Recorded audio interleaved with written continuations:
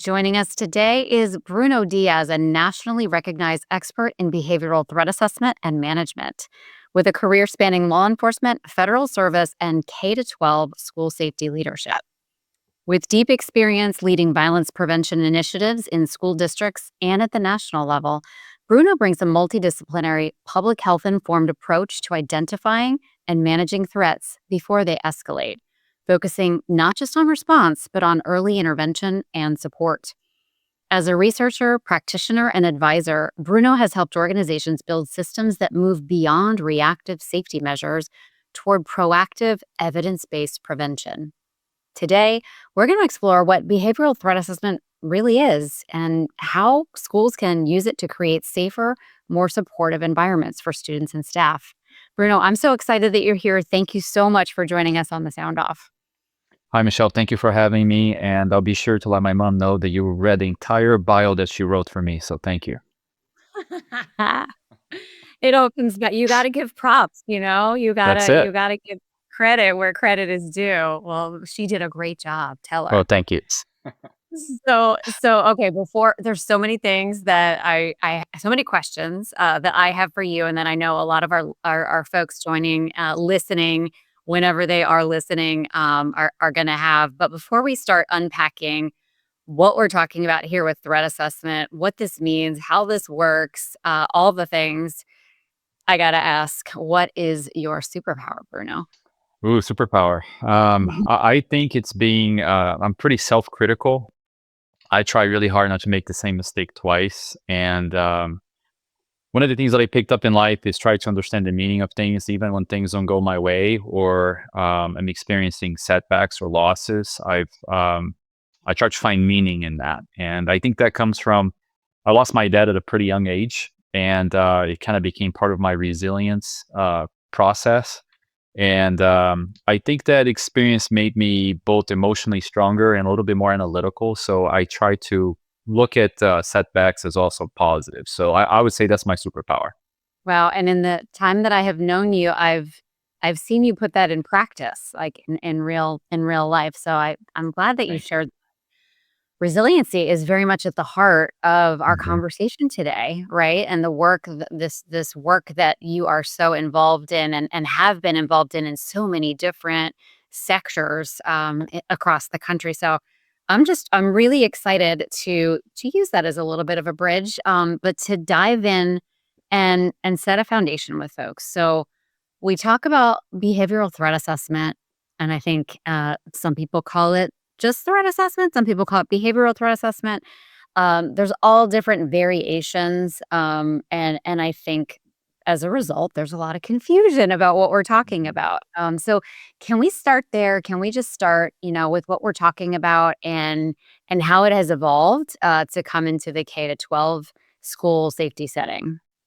Yeah, sure. As we know, it started back in the 1980s with the attempted assassination of then President Ronald Reagan. The Secret Service realized that, hey, we do a pretty good job with physical security, with personnel security. But there's this thing that at the time they called protective intelligence, right? People are communicating intent, and maybe we should capitalize on this. And eventually, I moved from dignitary protection to protecting heads of corporations, celebrities. And then I think people finally realize, well, if it works for politicians, if it works for high network individuals and celebrities, maybe it should work in our schools also. And what threat assessment is intended to be is that it's intended to be a structured process, right, for understanding concerning behavior in context, which is really important, and it's a component that's often overlooked. And deciding what intervention is appropriate, right, before a situation escalates to violence. I like, Michelle, I like giving contextual examples, and I'll tell you one way that I usually explain it to my family is that the work that I do in threat assessment is very similar to medical triage, right? If someone walks into an emergency room, right, the staff there, they're not going to gasp, they're not going to panic, or they're not going to say, oh, it's just fine. It's just you. You're overreacting. They're not going to do that. They're going to gather facts. They're going to assess the situation, right, for severity. And then they're going to decide what is the appropriate level of response. And I think threat assessment is very similar, right? And it can help schools evaluate whether behavior is a passing issue, or is it a sign of a distress, something deeper, or something that may indicate progression toward violence. So that's how I would frame threat assessment. And the terminology, as you referenced, is a problem, right? Some states, schools are required to use a particular terminology, but as part of our own branding, I think it's important for us to evaluate to see if we could do better. I've seen school districts rename the program. What they're doing is behavioral threat assessment, but as part of their own marketing strategy and outreach strategy and communicating with parents and even staff, they may rename behavior intervention team, student support team, whatever it may be, so it's more digestible. So if allowable, that's something that people should consider using so that it can promote their programs. Yeah, I love that as the solution. I think for over 10 years, I've been involved in conversations about really just reacting to people having reactions to the term, and that it sounds very law enforcement, like a very law enforcement process. It sounds like it could be scary and punitive and all of that on its surface, and then you learn about it. But we don't have time to correct those misconceptions all of the time. So it would be better if we're able to represent, this process and this practice a little bit more clearly. So I like that I see schools doing that as well. Really representing what this process is in the school environment. But I think it's also at the same time important that we know the discipline, that everybody knows what we're talking about here. So, professionally, there is this language, this is the threat assessment process. Externally, though, so that we can better communicate to folks quickly and easily and without causing unnecessary stress or fear or worry. It's a great strategy that we see schools doing. I love that you use the medical analogy of triage. I use that a lot when explaining it to school staff, right? Because everybody in the building is some kind of an assessor.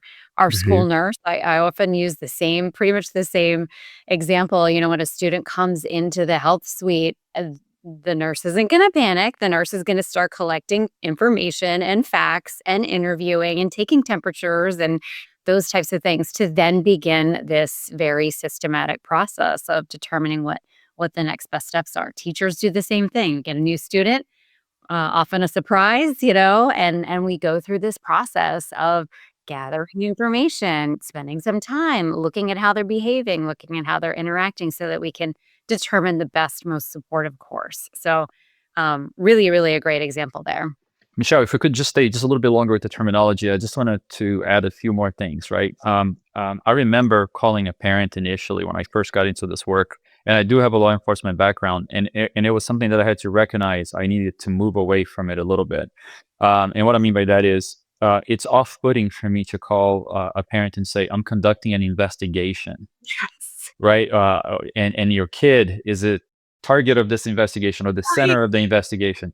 Those are So all bad words, right? bad words, right? So it's a lot better to say things like I'm conducting a fact find, right? Now I'm automatically a little bit more inclined because facts hopefully we will yield to tangible things. So I'm not building a case against your kids. So you could use things like fact find, sharing, instead of saying reporting, I need to report, or you want to increase reporting functions within your school district, right? You could say things like, Dr. Talbot always says this, use share, right? Yeah.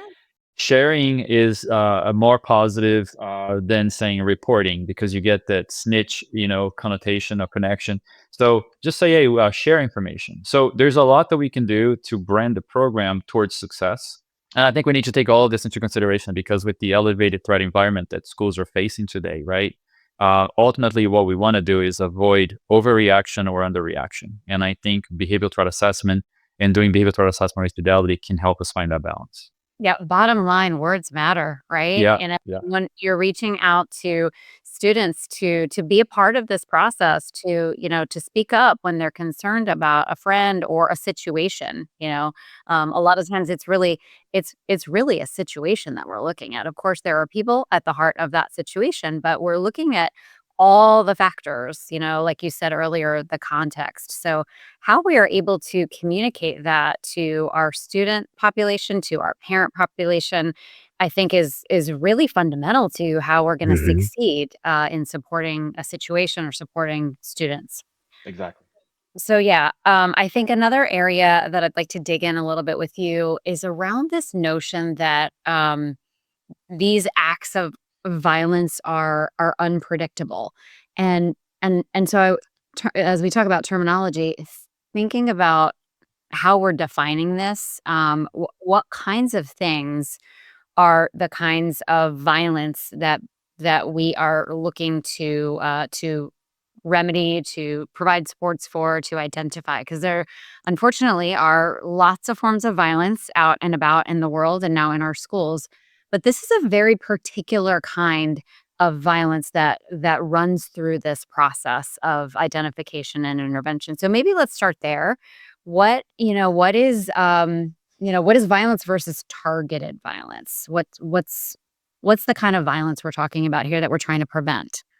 Yeah, so I'll go even. I'm gonna rewind just a little bit just to stay with this terminology, and I promise I will move away from terminology. I usually avoid using prediction, right? Just only because prediction is often linked with a claim that we will know what will happen. I prefer using foreseeability because foreseeability speaks to more as a means to recognizing, right, that based on the facts that we often call warning signs, a harmful outcome may be possible, right? And within this context, I think targeted violence is highly foreseeable. And to the point that you're making, I think one of the biggest misunderstandings is that these incidents happen out of nowhere, Mhm. or that certain locations are immune. Right? We have an A-rated school district. We have a great community, so therefore we're safe. This type of thing doesn't happen here. And when in reality, targeted violence, which is in the most simplest form, intended violence, it's predatory violence, right? Usually develops over time, and these incidents can happen anywhere. And I often say this to superintendents, where humans are present. Yeah. It's a You're human-driven factor, and it can happen anywhere. So if there are humans, it can happen, sadly, yeah. but that's the reality we live in. Yeah, no, I think that's a really great distinction for folks. I mean, there's all kinds of different types of violence, unfortunately, that our communities are having to grapple with and protect against. But I think here we're really talking about, as you said, predatory, intentional, very specific forms of violence.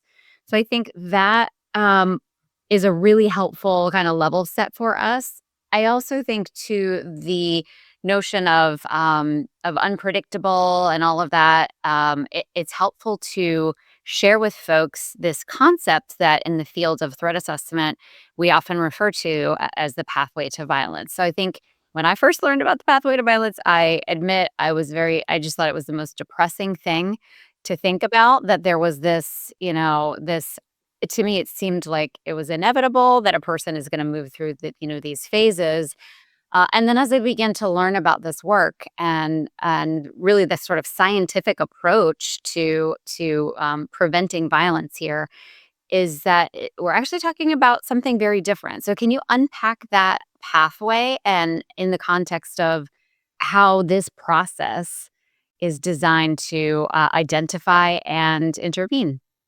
Sure. I'm gonna go deep here with my personal opinion. Dr. Talbot and I, my business partner, we kind of modified the pathway to violence. We give credit to the developers. It's great work. The pathway can serve as a yardstick to show, based on these factors, right, where a person may be in that trajectory towards violence.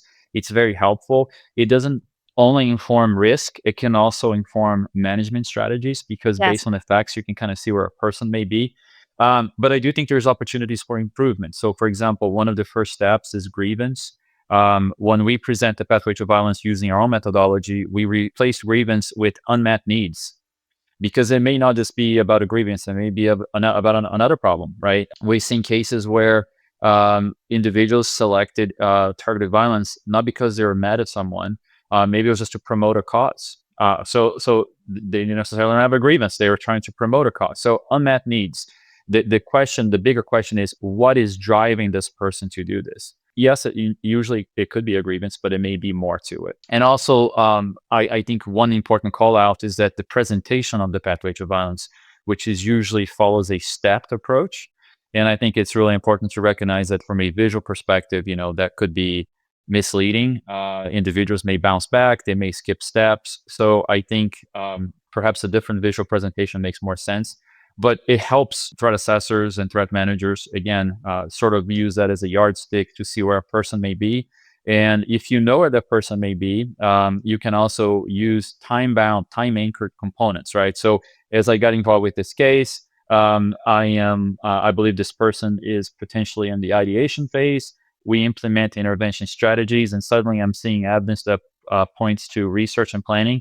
Well, that could be an indicator that the management strategy is not working, right? And we need to create additional interventions to try to de-escalate. So it's a very helpful method.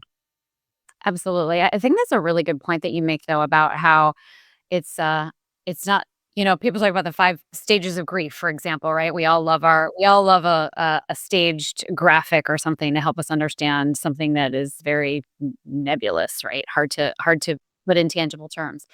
But as with the 5 stages of grief, I'll say, as with the pathway to violence and these different phases, there really isn't necessarily a truly sequential, order. There's certainly a beginning, but folks can kind of move forward, a couple steps back, move forward, that it's not necessarily, going to happen or evolve in this way. I also love how you point out grievance as also unmet needs. It's really interesting because I was just doing a training last week, and we were talking about that very thing, that the grievances can come from a variety of things, among them unmet basic needs, right? Housing, food, shelter. Uh, Yes. some of these cases, there wasn't necessarily a catalyst or an experience, like you might be imagining, that would cause a grudge or a grievance or something like that.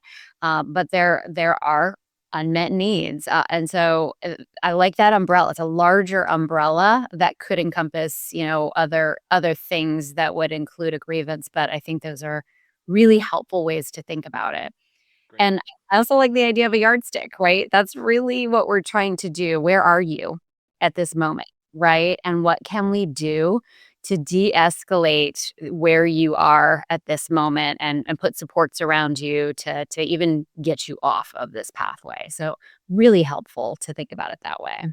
So can you, as we're talking about the process here, can you walk us through, so some folks listening, we have a really diverse group of listeners. So some folks listening are going to be total newbies to this topic here, and others are going to be your friends, your colleagues, people that are out there, boots on the ground, doing this work.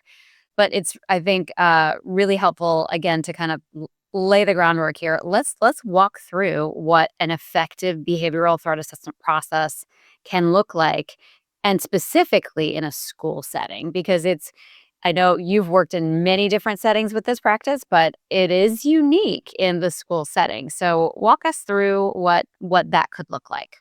Sure. Thank you, Michelle. And you're spot on. And it's unique for a variety of reasons, right? Not only are we dealing with individuals who are in their formative years and they're going through various biological and psychological changes, we're also seeing a great deal of accountability changes, right? And even legal predicate happening all in the K through 12 sector.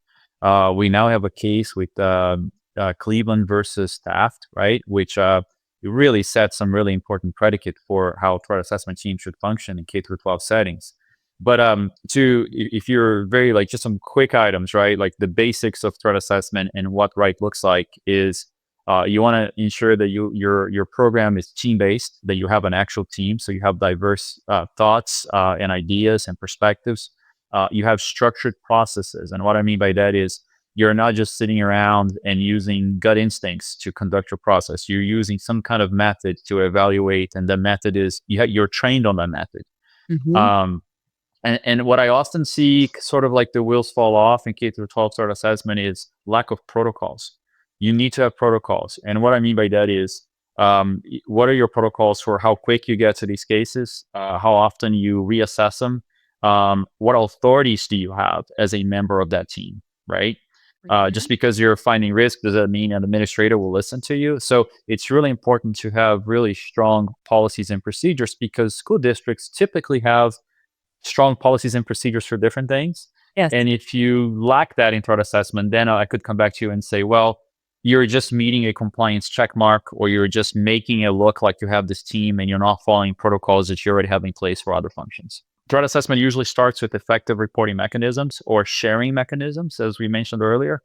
And then you need to really sometimes leverage students. If you're saying, well, I'm not getting a lot of people are not reporting these concerning behaviors, or students are not seeing themselves as part of the solution. I've done studies with students, and what I found was that many of them felt that reporting was going to get a friend, a peer in trouble. They don't see it as providing support. So, what are we doing from a marketing branding perspective to Yeah. correct that? Yeah. And also, what works for them, right? We used to think that posters with QR codes was a really good idea, and then I questioned students about that, and they said, "I don't want to be seen taking a picture of a QR code." And they come to me and they say, "If that's that important to you, why don't you put it on my screen when I log on, when I sign into my Chromebook, and I have a window that I can do it right there in front of me?" So making reporting accessible. Yeah, it's brilliant, right? I mean, the QR codes are, it's a great new tool. That's great, but it is a very visible one. I mean, we Mhm. might as well go back to the little box, the little tip Yes. box. Yeah. Yeah. You went into the office and it was really very public that you were tucking a piece of paper in that box, right? So Yeah. you put in there, right? We definitely don't want that. That's a great. And I mean, you just don't learn that unless you ask students, unless you engage them. How does this work for you? What are the things in the way? How are you thinking about this? So I think that it's just such a great point.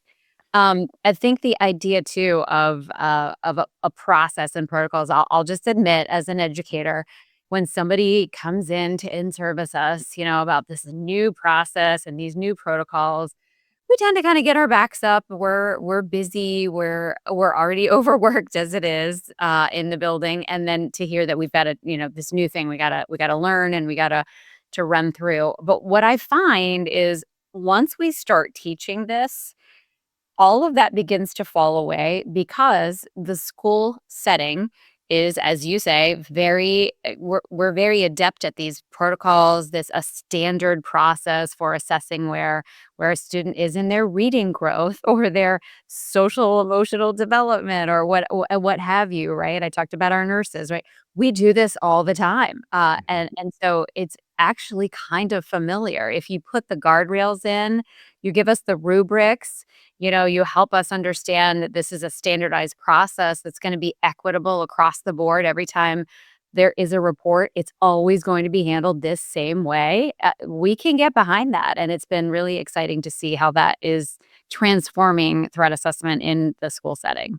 Michelle, you're so on point with what you just said right now, because it's not just a matter of having protocols. It's that the protocols have to be actionable and operational, very Yeah. much like a lesson plan, things that you do every day. So for example, having tiers of response. This is when you're involved law enforcement, right? And you can have a few examples. And a lot of times, school safety procedures. I don't know whose idea was it, but people decided that it has to be 200 pages. It has to be this huge theological thing. It's a big binder. No, no, it has to be short, actionable, and operational. And if you have that, the likelihood that people will be compliant and they'll actually use the procedures, the policy as a guide to support them will just drive more outcomes. And that's what we want. 100%. Yeah, we tend to be a little verbose. A few of us are very academically oriented in schools, right? So we think we have to write this whole big Yeah. voluminous, guide. But you're 100% right. If I can't just pick it up and it doesn't just make sense to me, and also if there's a beautiful little, flow chart graphic, even better, right? Even You just better.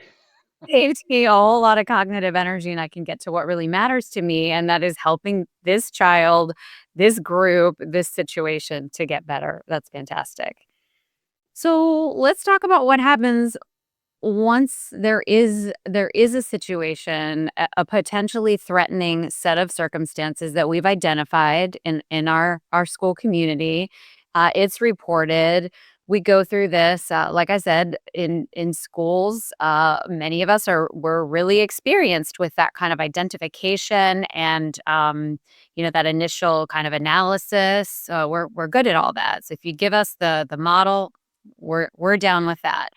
Where I see it getting really complicated for folks in schools is the next, and I would say equally, maybe sometimes even more important part of the process, which is where we are planning, we are putting interventions in place, we are putting supports in place. We have to come back together on a regular basis, and how are they working? Do we need to change something out? All of that is where it can get long, it can get challenging. We're all strapped for resources in our school communities. So let's talk a little bit about that other whole half of the process, beyond identifying risk and really getting into the meat of the process, which is the interventions and supports. Yeah, this is such a relevant topic. If you ask for my honest assessment, how are we doing in general schools with identifying risks? I would say there's been significant, maturity in the way we do that. Maybe an A, maybe a B. Yeah. Um, It's been but pretty fast too, right? I mean, wouldn't you say? I feel like this decade has been like it's been well absorbed by school communities. Like, they're like, okay, yeah, I can do this. I can follow this. I can assess, and then what? Yes, exactly. That's when we get maybe a C, maybe a D, perhaps an F, right? Which is the management, the intervention strategies. And the problem with this is that it creates the Achilles heel of threat assessment, which is the argument that threat assessment is bad, is that it's a criminal justice tied process that's going to label and stigmatize children. And if all we're doing is attributing risks and we're not supporting with interventions, then You how do can you make defend that? Yeah, you can make that argument, right? We're Yeah. just putting a label on somebody and we're not doing anything about it. So you Yes. easily make that argument. You're 100% correct. So this is such a relevant topic, and I think the maturity now needs to come on the difficult part. The difficult part is once you identify the risk, you need to try to understand the context behind that child. What is driving this child to behave, in this way? And usually, what you're going to find is that there's a lot of complex issues that's driving the behavior, and that's why it's so hard, right? You may have a standardized process for to identify risks, but you don't have a standardized process for support strategies because Ah, it's so it individually is. based. It is. Uh, One of the things that I did that I found to be successful is I became very good at mapping out available social services and social support programs that were available in my community. What I found is that it wasn't necessarily a lack of resources, it was a lack of knowledge in the resources that was already available. And because I became familiar, I mean, I'm talking about picking up the phone, calling people, what do you provide? What are how does one qualify to this in this particular environment? And I'm giving them hypotheticals would this work for you? And I'll give you an example. I'll try to give you a contextual example of a case. Special education students with a couple known diagnoses, right, suddenly became very violent. And when you don't know what to do with the student, the easiest thing becomes we're going to expel the student. We're going to suspend the student. We're going to go into we're going to push the threat away from the physical environment, and everything is going to magically be solved. It doesn't work that way. It's not that easy, and we shouldn't be pushing kids away. So what I found out through the fact find process is that the student was being raised by their grandmother, and the grandmother.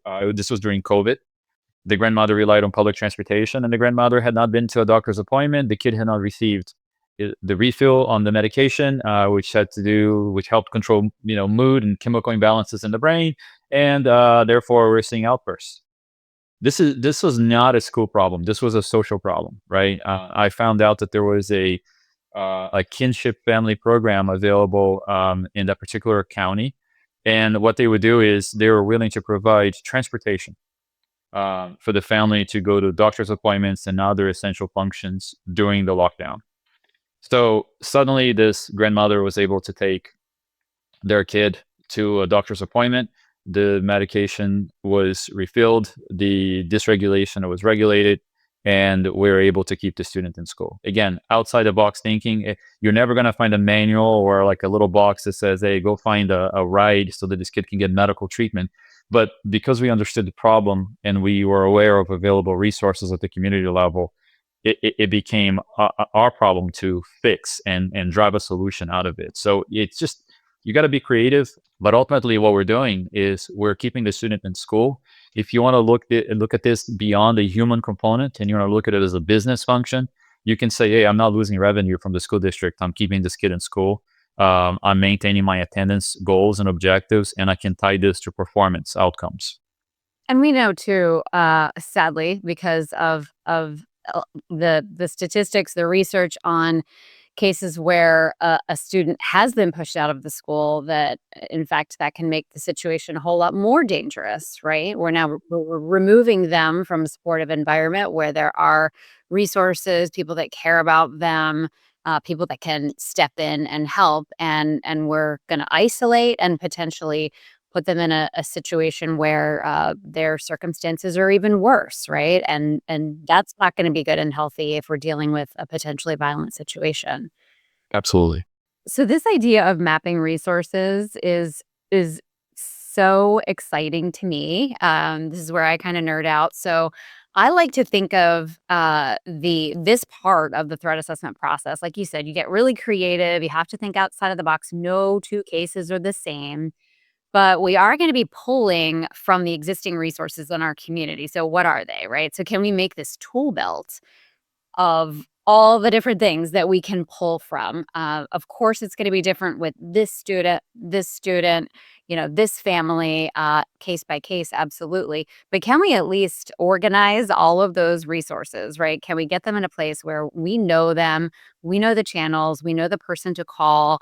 That I think is an exciting thing to begin seeing in school communities, where it's like, okay, how can I do this smarter? How can I set myself up for success and reduce some of the time, the cognitive load of trying to kind of reinvent the wheel with every case?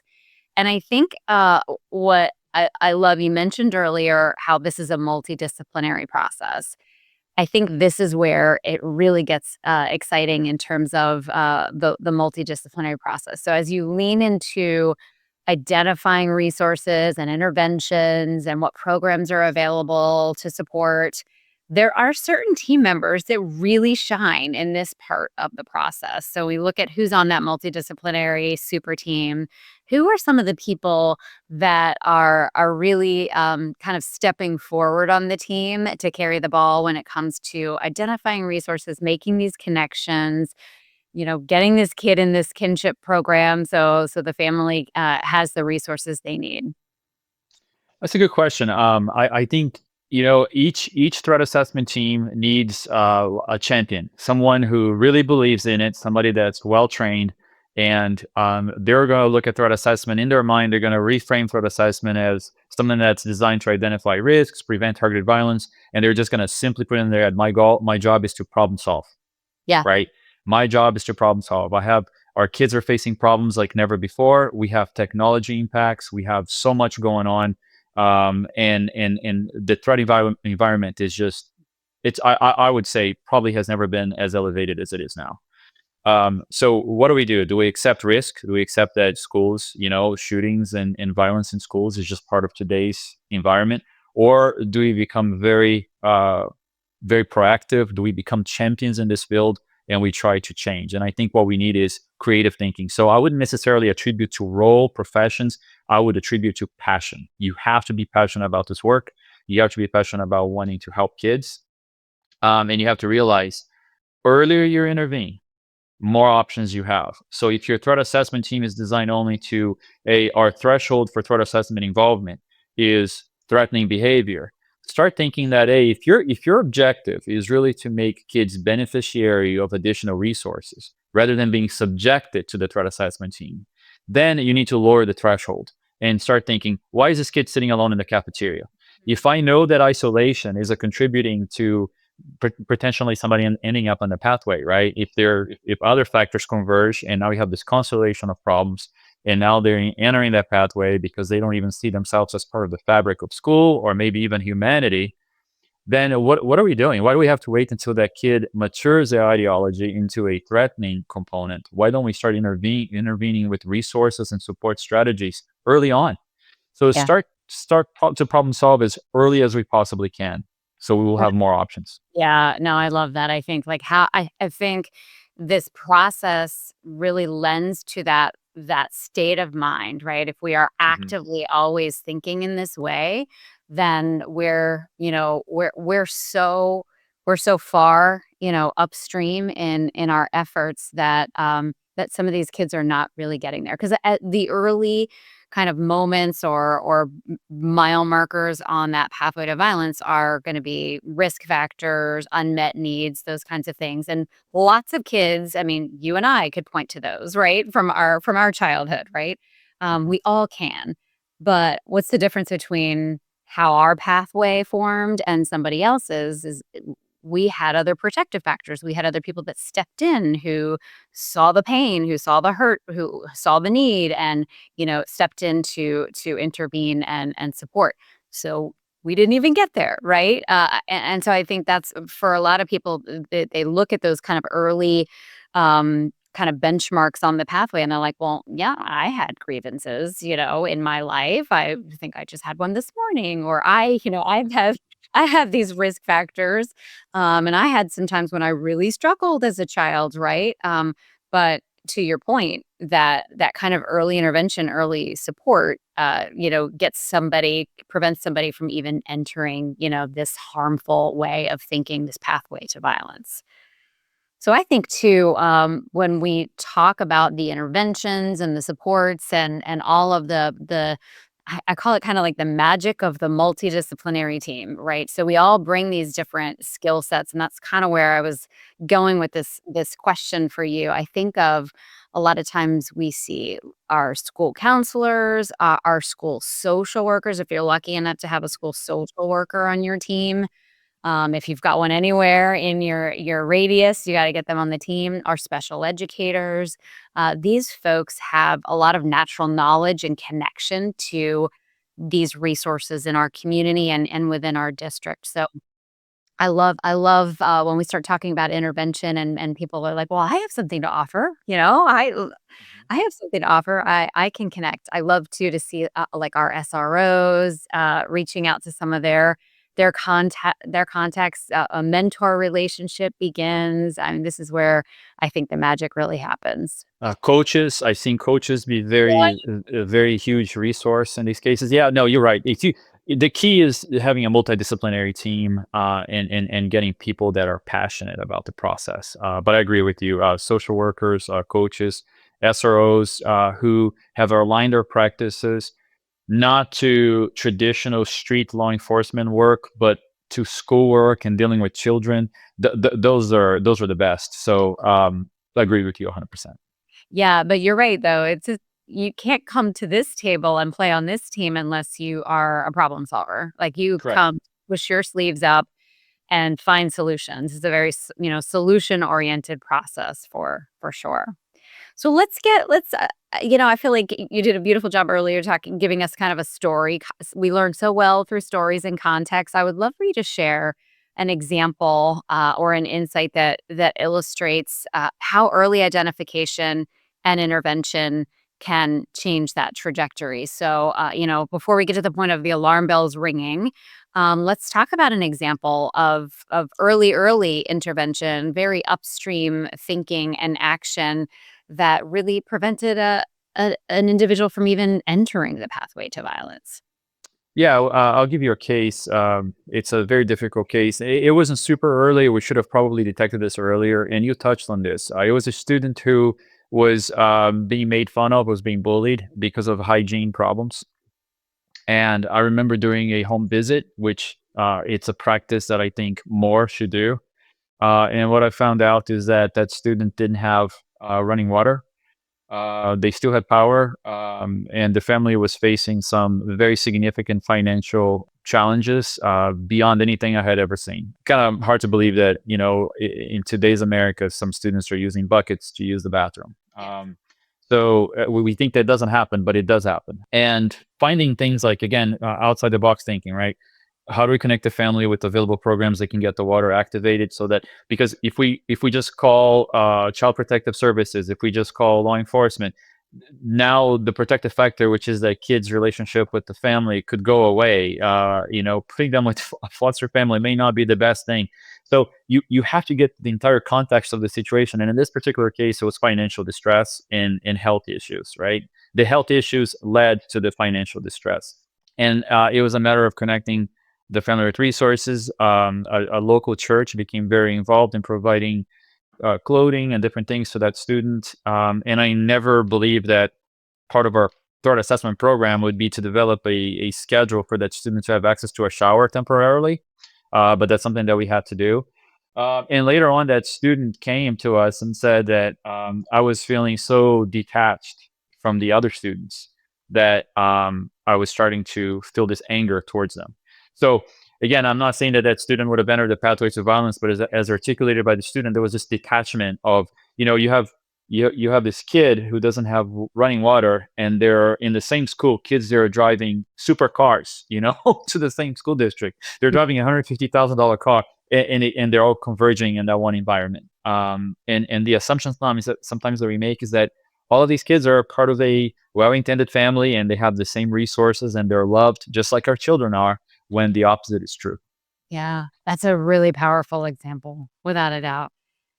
Well, all of these things can really, as we see, change the total trajectory for a student, and we may have to do that multiple times during a student's life. So ensuring that we've got the team well oiled, the resources at the ready, so important. But there are times when we get stuck, let's be honest, right? We've used every tool we've got, or our program is moving along, but we're struggling when we get to a certain point. There are, numerous challenges that a multidisciplinary threat assessment team is gonna hit along the way. And, you use the word mature, right? A lot of our teams are pretty nascent, they've just gotten started. This is early days for lots of our folks. So give us some words of wisdom. What do we do when we get stuck? We're working hard, we're not getting any, whatever the situation may be. What do you suggest that we should revisit or look to strengthen when we get in those moments as a team? Yeah, it's a great question. It happens all the time, and sadly, I keep seeing the same thing over and over again, which is people trying to reinvent the wheel, right?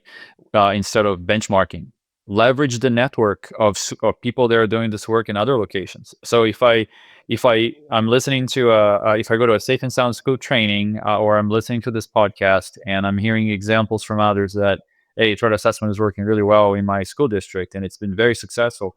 Pick up the phone and call them and find out, hey, I'm having this problem. How did you overcome this? Chances are they experience the same problem. They might be able to provide an effective solution. So I would say number one is benchmark. Number two is revisit the basics, right? Does your team have a clear purpose? Do you have good scope? What is your threshold for activation? Take a look at your data, right? Do staff know what to report and when to report and how to report it? So again, I would start with benchmarking. Check, like, there's so many school districts out there that may be the exact same size, maybe a rural school district, but maybe they have a well-functioning team. Go spend a day with them, learn and pick their brain. I did that when I was starting a brand new team. I saw successful teams. I'm like, I don't have to start at a 0 point. I can call them, figure out what they did, find out what speed bumps they face, and I can get ahead of it. And I think that's something we need to become better at doing. Yeah, without a doubt. And I'm the space is unique that way too, I think. I would say that about all of the threat assessment folks that are in the broader space, and community. But I mean, I'm partial to our K-12 teams for sure. And, we share the wealth. We share, this is people are very eager. They want to put their experiences to purpose, for another team. They don't want anybody to have to struggle through. And we all just make each other better in doing so. So here we are. We're gonna put a bow on this conversation here, Bruno. I know Okay. we could talk all day about this. But if you just had 60 seconds, and you really wanted to impart, the most important thing that you could, the secret, the pearls of wisdom, whatever it may be, what would that be that you would leave our teams, our leaders about threat assessment? What would you say? Wow. Okay. So this is tough. As someone who experienced as a school safety director, school violence, as as someone who worked in law enforcement, I worked as a homicide detective, and I'll tell you, there's nothing more wrong than seeing violence in a school environment. It just it's sadly something that I'll never forget, and I don't want anybody else to experience. It bothers me that we haven't solved this problem. We live in a great nation. We've figured out a way to put somebody on the moon. We've achieved many wonderful, amazing advancements. I think we could solve school violence. I think it's just a choice. We as a society, we have chosen not to do it. As government, we've chosen not to do it. And the response has been a lot of mandates, a lot of you shall do this, but we don't necessarily have the support systems or the streams to make the work function with fidelity. So that's the reality that we live in, right? We haven't solved this problem. I don't believe we've tackled this problem with the level of fidelity that we need. And right now, the solution rests on us as practitioners to tackle this very difficult, this wicked problem, right? And I believe behavioral threat assessment is one of the most important tools a school district has in their, in their toolbox, because it gives people a structured way to respond to concern ahead of violence. It's not about profiling students or trying to predict the future. It's about understanding problems and trying to problem solve them. And I think the fabric of this work, if you're doing it with fidelity, is intertwined with the intent of schools, right? We want to prepare our students for a future. And I think if we address these behaviors that's clouding their future, we are in line and in sync with the holistic mission of school districts. And I would say that a good threat assessment process helps schools move away from guesswork and toward informed, multidisciplinary decision making that will protect your reputation, that will protect the brand of the school district, and most importantly, will protect the safety of our students. Well said. I'm sorry if I got a little edgy there. It's just that this is something that, the fact that we still need to have this discussion and these issues are increasing is something that's very passionate to me. And I think we're a great nation. And I think if we were serious about solving this, we would have already have done it. Hmm. It's time to turn our full attention to the problem. So thank you so much for taking time. You're gonna have to come back for sure. I really appreciate you sharing your experience, your expertise with all of us here at the Sound Off. It's been a great conversation with Bruno Dias. Thank you.